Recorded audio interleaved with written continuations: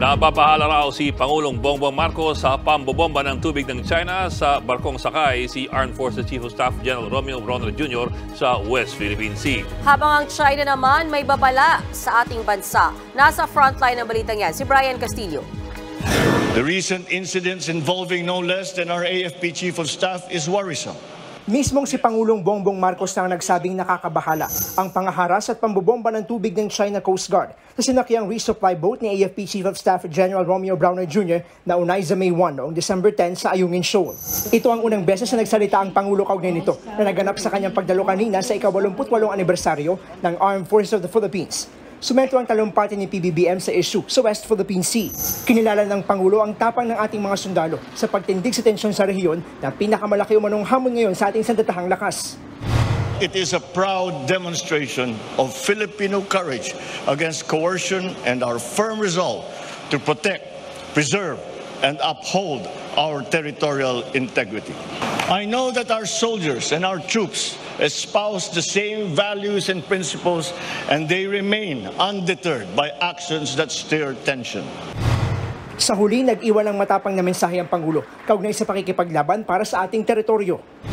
We shall continue to assert our rights in accordance with the Philippine Constitution and international law.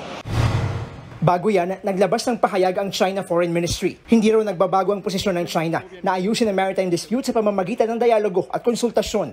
Umaasa raw sila na gagawa ng rational decisions ang Pilipinas at sundin ang epektibong paraan ng pakikipagkasundo sa China sa kasalukuyang sitwasyon sa karagatan. Kasunod ito ng naunang pahayag ni China Foreign Minister Wang Yi nang makausap ni Foreign Affairs Secretary Enrique Manalo sa telepono kahapon. Ayon sa Chinese Embassy sa Maynila, inamin ni Wang Yi na nasa alanganin ang relasyon ng China at Pilipinas ngayon. Babala pa niya sa Pilipinas, act with caution o mag-ingat daw tayo sa ating mga aksyon.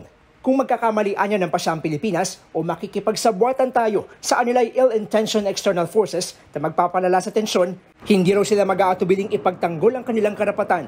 Muli ring sinisi ng China ang Pilipinas sa anilay severe difficulties na pinagdaraanan ng dalawang bansa. Sa isang pahayag, sinabi naman ni Secretary Manalo na naging prangka ang usapan nila ng Chinese official. Natapos din nila ang pag-uusap nila nang may mas malinaw na pag-uunawa sa posisyon ng bawat isa. Pareho din daw nilang nabigyang diin ang kahalagahan ng dialogo para matalakay ang mga kinakaharap na issue. Nagbabalita mula sa Frontline, Brian Castillo, News 5.